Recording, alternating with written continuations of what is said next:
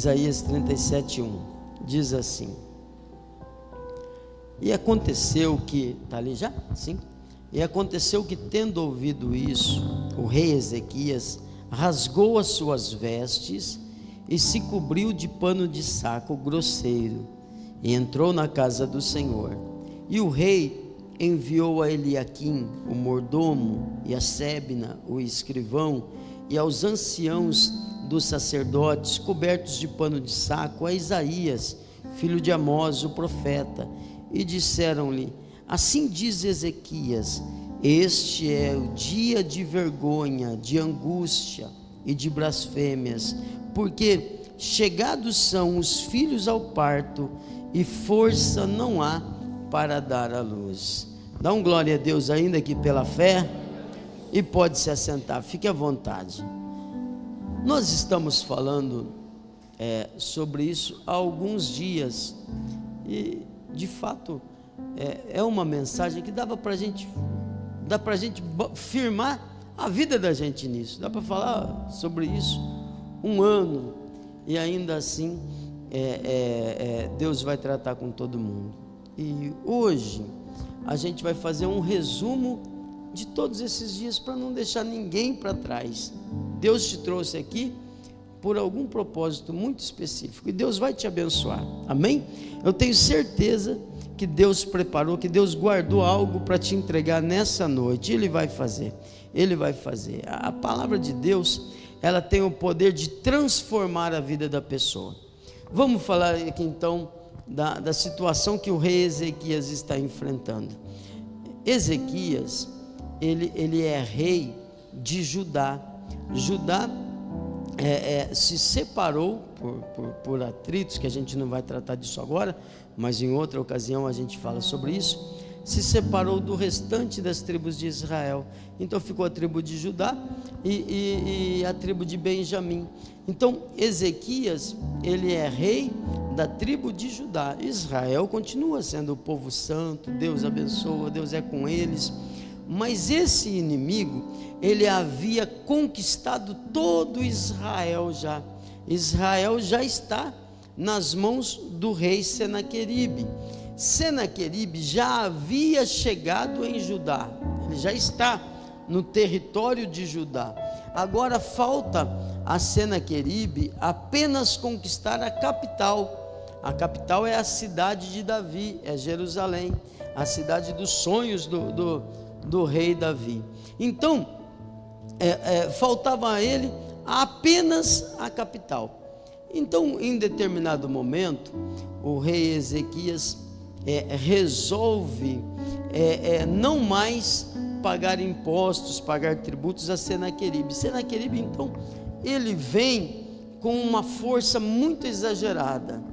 O exército de Senaqueribe, nós já falamos aqui, se você pesquisar, você vai ver que tem alguns desenhos antigos que os historiadores usam, que tratam exatamente disso. Você vai ver lá figuras de como agia o exército de Senaqueribe. Eles escreviam muitas vezes por figuras. Você vai ver alguns desenhos, algumas gravuras que tratam disso. Você vai ver que o exército de Senaqueribe, ainda existem esses documentos, esses lugares. É um exército que violentava as mulheres. Ele entra na cidade, violenta as mulheres, depois eles matam as mulheres, eles serram elas ao meio e deixam as partes expostas lá. O exército de Senaqueribe, ele dominava pela violência, pela propaganda do mal. Então eles decapitavam os homens, é como arrancava a cabeça dos homens e deixavam os corpos espalhados pelo caminho. Então todo mundo assistia a isso. As crianças, eles queimavam, ele queria a terra, não quer o povo. Então queimavam as crianças, violentavam as mulheres, serravam elas ao meio, decapitavam os homens. Depois de muita humilhação, os soldados, eles fincavam nos soldados estacas e deixavam os soldados expostos no caminho, geralmente na entrada da cidade que foi conquistada. Para que isso, pastor? Porque o inimigo quer vencer a primeira batalha, a batalha do medo. O inimigo quer vencer você pelo medo, e muitas vezes ele tem conseguido. Ele vem com um grande poder, ele vem causando em você uma opressão. A pessoa olha e vê tudo aquilo e fala: meu Deus, e agora? E fica com medo, e o medo acaba abrindo brechas para a entrada do próprio inimigo. Eu falei aqui hoje pela manhã de uma das situações que eu me lembro do começo do meu ministério. Eu falei algumas vezes aqui, mas eu fui pastor da igreja de 12 lugares. Essa era a lotação da minha igreja. Imagine, quase 2 fileiras dessa quase dá 12 lugares. Dá, exatamente, 2 fileiras dessa, uma de cada lado, 12 lugares, um corredor. E eu pregava ali com muito entusiasmo, pregando a palavra de Deus. Parecia que estava pregando para milhões de pessoas, porque eu entendo que era um tempo de tratamento de Deus. Eu amo muito aquele lugar onde eu fui pastor e aquela casa onde eu comecei, mas rapidamente a igreja de 12 lugares começou a ficar pequena. Se tivesse 15 estava lotado, tinha gente de pé, né? Então ficou pequena, e com algum tempo a gente precisou começar a fazer mais cultos, e aí apareceu um salão perto, eu acho que dá 1/4 desse salão aqui, mas era muito grande para a gente. 1/4, dividir em 4 era o salão, mas era muito grande. E eu no início do ministério, sem muita experiência, mas sempre tive um amor por Deus muito grande e que norteou a minha vida. E eu sei que na vida espiritual, o mundo espiritual é regido por princípios. Deus não quebra princípios. Deus estabelece as leis e Deus cumpre as leis. Ele não quebra princípios. E num desses dias, a minha diaconisa, agora já tinha diaconisa, uniformizadinha assim, eu estou quase falando o nome da irmã, mas vai que ela está assistindo. Ela veio trazendo para mim uma senhora, e ela falou assim: pastor, vem cá, precisamos conversar com o senhor. Tudo bem, né? Tinha acabado o culto, pastor novo, sem muita experiência de pastorado, mas com um amor por Deus, um amor por almas, que sempre guiou minha vida. E quando ela veio, a irmã veio junto, ela falou assim: pastor, essa irmã, ela me falou que ela está com o dinheiro do dízimo, só que o dinheiro do dízimo dela é o dinheiro de uma caixa de leite, e ela não tem leite amanhã. A netinha dela está em casa esperando. Eu falei para ela, a minha diaconisa, eu falei para ela que não tem problema, que ela pode ir e comprar a caixa de leite. Não é verdade, pastor? Ela estava querendo me pastorear, né? Não é verdade? Falei, não é verdade. Ela pode estar nessa situação justamente por não fazer o que ela tem que fazer. Quando o medo ganha o seu coração, você não consegue ser fiel a Deus. Como assim? Eu vou ficar sem leite? Eu vou ficar sem dinheiro para pagar as contas? Irmão, faz a conta. Eu duvido que você não perdeu muito mais do que você deveria entregar. Então, eu falei para ela assim: não é assim que a Bíblia ensina. Eu tenho que tratar de Bíblia. Não é assim que a Bíblia ensina.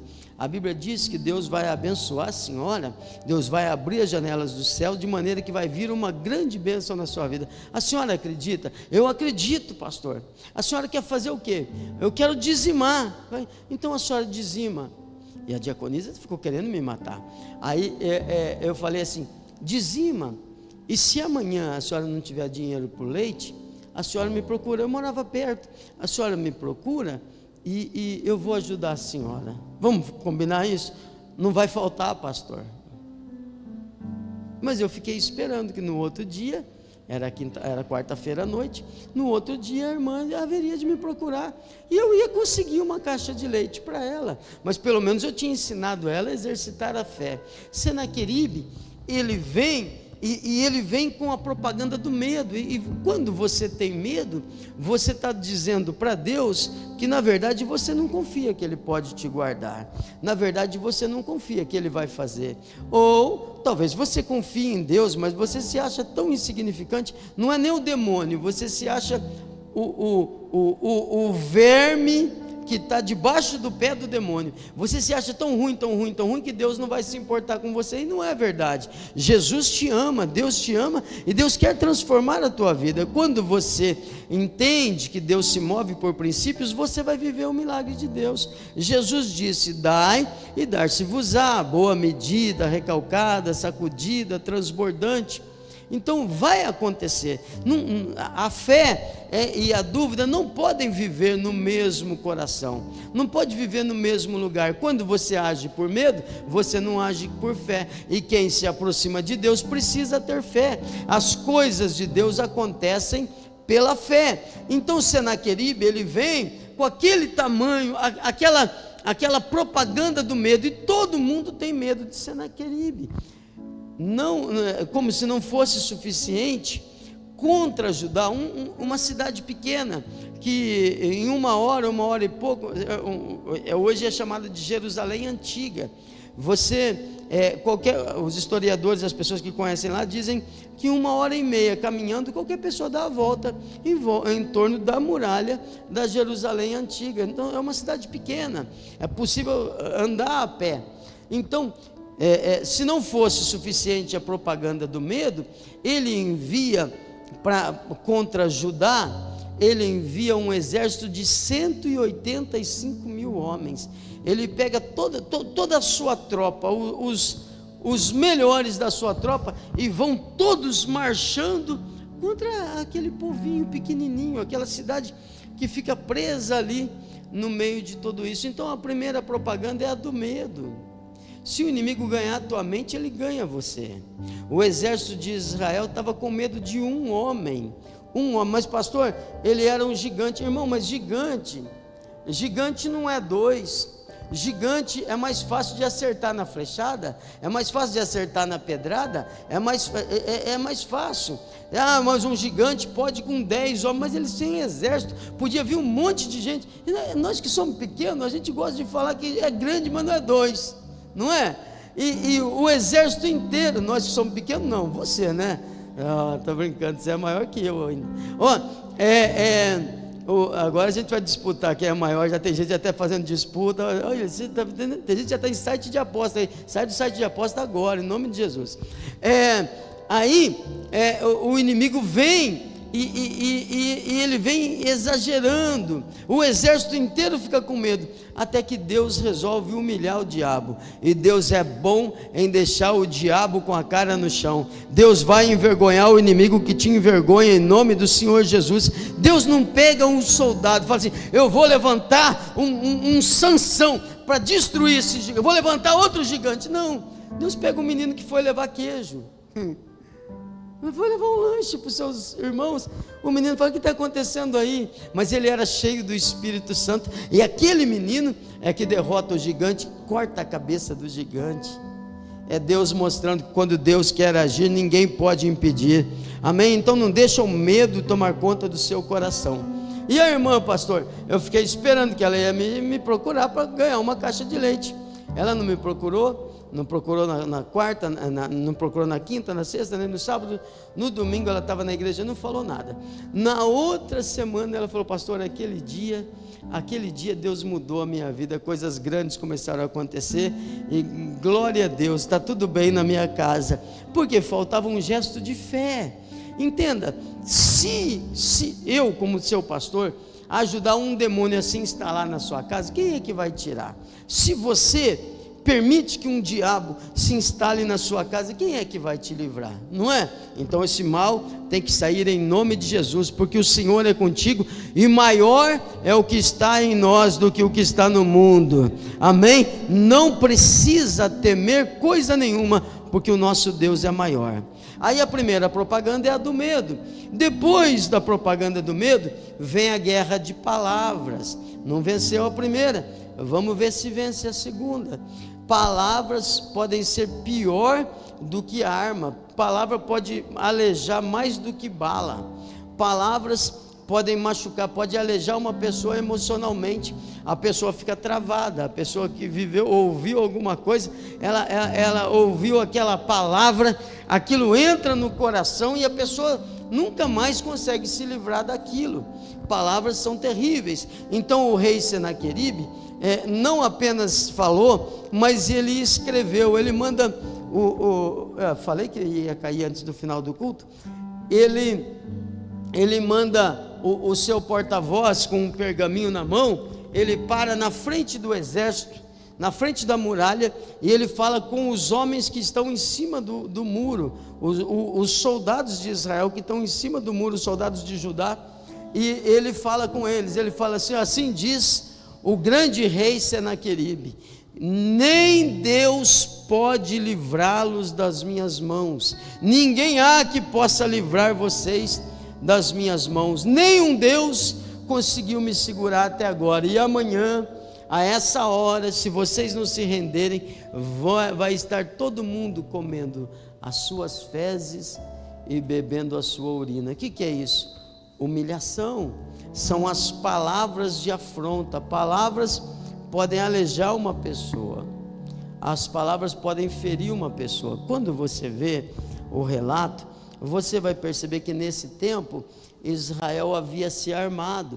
Ezequias construiu, antes do inimigo chegar, ele construiu armas em abundância, ele construiu escudos, ele colocou capitães. O exército de Israel estava preparado, o exército de Ezequias, de Judá, estava pronto para a batalha. Eles dariam a sua vida pela sua terra, mas as palavras são tão terríveis que elas entram, e o rei Ezequias, que havia preparado tudo aquilo, quando ele ouve aquilo, ele fala: meu Deus, olha aí, está dizendo que nem o Senhor pode me livrar, está dizendo que amanhã estaremos todos humilhados. E ele pega a carta e ele faz o que você vai fazer. Ele pega a carta, ele corre para a igreja, ele corre para o templo, ele bota as cartas diante de Deus. Na sexta-feira nós fizemos isso na vigília. Bota as cartas diante de Deus, ele lê a carta, ele fala: ouve, Senhor. Olha aqui, eu vou ler o texto para você, versículo 14 de Isaías 37. Recebendo, pois, Ezequias as cartas das mãos dos mensageiros e lendo-as, subiu à casa do Senhor, e Ezequias as estendeu perante o Senhor. Ele falou: está aí, ó Deus, olha aqui, olha o que ele está dizendo. Como é que eu vou me livrar? Ele se veste do pano de saco. Lembra do pano de saco do domingo passado? Ele se veste do pano de saco, pega as cartas e vai para o templo. Ele está dizendo: Senhor, eu não tenho em mim forças para resolver isso. A guerra de palavras é uma arma poderosa do diabo. Ele vai levantar pessoas para falar de você, ele vai levantar pessoas para falarem para você, ele vai levantar pessoas para desanimar você. Do mesmo jeito que Deus usa um para abençoar e para fortalecer a sua fé, para iluminar você, o diabo também tem os seus enviados, gente que vai falar assim: não se mete com isso não, rapaz, para que isso? Não vai não, fica aí, não faça não, para quê? Porque o inimigo quer que você seja derrotado, ele quer dominar você. Interessa para Satanás humilhar você, ele quer ver você de cara no chão, ele quer ver você passando vergonha, ele quer ver você vivendo na humilhação, ele quer ver você andando por aí com um pires. Você já precisou bater na porta de alguém com um pires na mão? Já precisou? Alguém já passou por isso? É ruim. Eu louvo a Deus que a minha mãe nunca deixou faltar nada em casa, ainda que em alguns momentos a gente precisava pedir ajuda. Muitas vezes eu fui bater na vizinha a pedido da minha mãe, pedido não, a mandato da minha mãe, batia lá na Dona Catarina.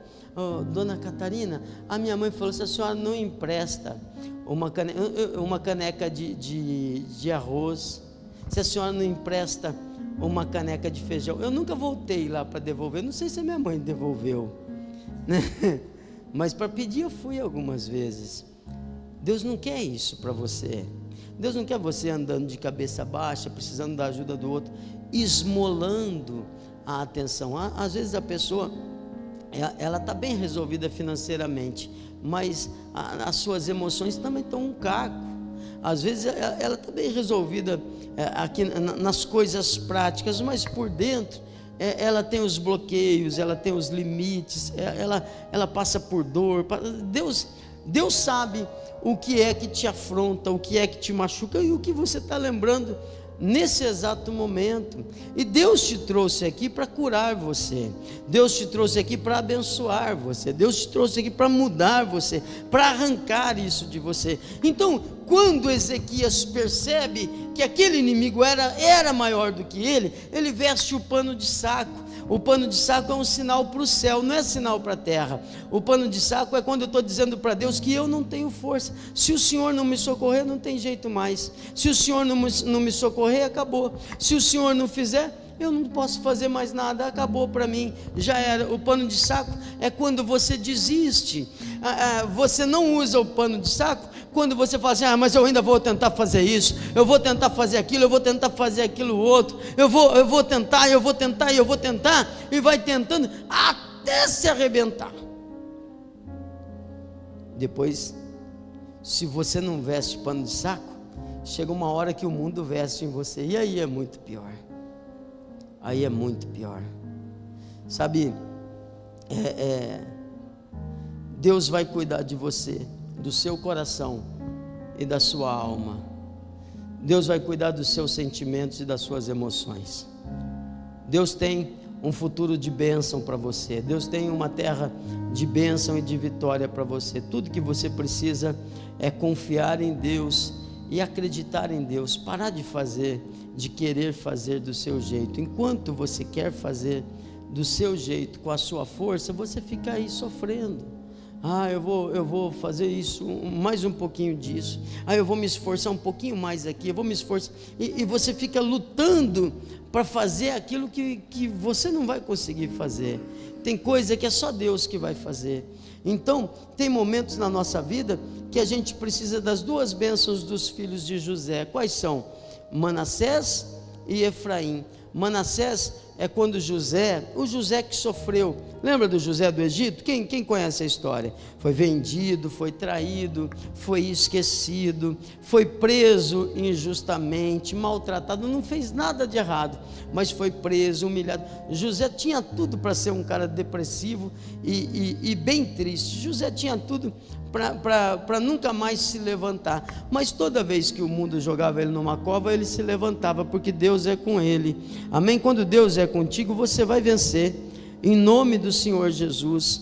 Então José, ele nos ensina que a gente pode sim passar pelas nossas aflições, a gente pode sim passar pelas nossas dores, a gente pode sim enfrentar esse mundo de cabeça erguida. Não é porque nós somos o bom, não, é porque nós temos um Deus que é poderoso, um Deus que cuida de nós, e Ele é grande para cuidar de nós. Então José, ele tem o primeiro filho, ele chama de Manassés. O que é Manassés? Manassés é quando eu não consigo esquecer,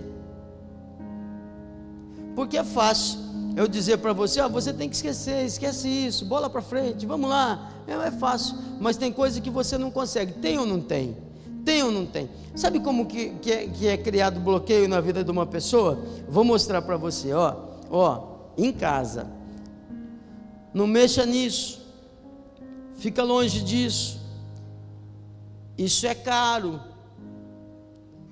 mantenha a distância, vai cair, vai quebrar, você vai ser castigado, se quebrar te arrebento. Alguém consegue segurar a criança, gente? Você consegue? Um minuto que você tiver, não é assim?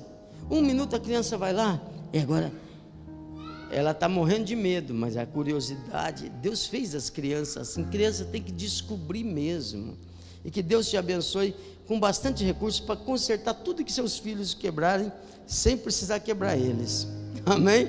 Então, aí, a criança está ali, ela derruba, apanha, toma um castigo, passa vergonha, passa uma humilhação. O que acontece? Ela entende, mamãe falou, não posso mexer. O que vira?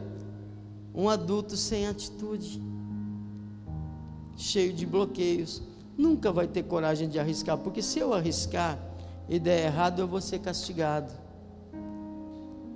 De vez em quando, a criança, eu falo para o Davi, hoje eu vou ter que dormir na sala. Outro dia o Davi estava muito preocupado com a prova. Eu falei assim: filho, quer saber de uma coisa? A prova não prova nada. Quer saber? Vai lá e faz o seu melhor. Ele estava demais, sabe aquele. Falei assim: a prova não prova nada. Você vai lá e faz.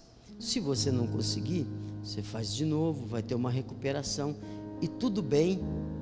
Faz o seu melhor. Você estudou? Estudei. Ora, pede para o Espírito Santo te ajudar, te lembrar. E vai bem descansado. Se errar, errou. Paciência. O mundo não vai acabar por causa disso. Agora, não, tem que fazer, tem que dar certo. Se não der certo, tem que dar. Aí a criança vai, ela se arrebenta, porque as emoções não estão boas. Quer ver? Vou mostrar uma outra coisa que eu já mostrei aqui. Você tem medo de altura, Tyson? Não tem medo de altura? Nadinha? Então você não serve. Vem cá, que você tem medo de altura. Vem cá, Jonathan. Ele tem medo, sim. Tem, claro que tem. Tem medo de tudo. Tem medo de tudo. Então, é bom estar entre amigos, né? Vamos lá. Você vai pensar que 2 fileiras dessas, você só pode andar em 2 fileiras daqui até lá, mas você não pode pisar fora. Vai lá para me ver como é que é. Está bem equilibradão, né? Pode ir. Olha lá. É fácil, não é? É fácil, não é? Vai. Tá. Aí, já está pisando fora, já começa a ficar muito folgado. É fácil, não é? Agora, coloque essa mesma distância aqui em cima do telhado. É mais difícil? Não é. Por que é mais difícil?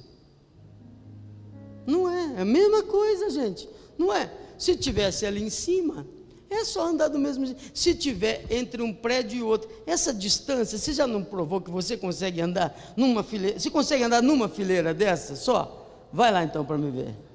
Vai lá. Se tivesse lá em cima, né? Não dava para ir numa boa? Do mesmo jeito? Mas por que não vai? Porque lá em cima você começa a ficar preocupado. Eu tenho medo de altura. Mas o que daí, gente? Você já não treinou? Você já não provou para você que você consegue? Por que lá em cima é mais difícil? Porque está aqui, não está aqui. Deus abençoe, obrigado, viu? Volta lá que seus amigos te amam.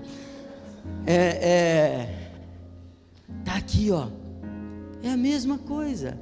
Vai andar do mesmo jeito. Não é mais difícil, não é. Se você não souber que está lá em cima, não tem problema. Então, você pode, mas você botou na cabeça que você não pode. O nome disso é trauma. O nome disso é bloqueio. E sabe o que acontece? Você não vai fazer. Você vai travar. E é perigoso cair e ter um troço ali, desmaiar. Algumas coisas são da mente. Eu contei aqui hoje pela manhã. Ainda bem que amanhã eu vou dormir longe de casa mesmo. Eu vou passar a noite aqui. Eu contei aqui hoje pela manhã, quando nós fomos comprar, quando o Davi nasceu, a gente estava num momento bem difícil. Pensa um momento bem difícil, multiplica por 10. Era um momento bem difícil. E aí precisava de um berço, quando ele estava para nascer. Quando você não tem dinheiro para comprar berço, você vai comprar berço onde? Casa Bahia. Vamos na Casa Bahia. Nós saímos para ir na Casa Bahia. Está olhando, já essa máscara me protege. Aí nós falamos assim, vamos lá na Casa Bahia, tem um berço lá diversas vezes, né? Então a Casa Bahia está na internet, você procura o valor do berço, dá para pagar esse, mas será que aguenta? Vai aguentar uma criança? A hora que a criança quebrar, já mudou, e aí a gente bota uns tijolos embaixo, sei lá o que faz, ou já compra outra cama na Casa Bahia. E aí indo na Governador, até chegar na bendita da Casas Bahia, nós passamos numa loja chique. Pensa numa loja chique, aquela loja que você pensa assim, um berço aqui deve ser o valor da minha casa, né? Aquela loja assim, eu falei, vamos ali ver quanto é? Ela falou assim, não, vai comprar numa loja dessa? Não dá, né? Por que não dá? A gente nem sabe. Eu falei, vamos ali ver? Não para de perder tempo, não vai dar certo. Paramos.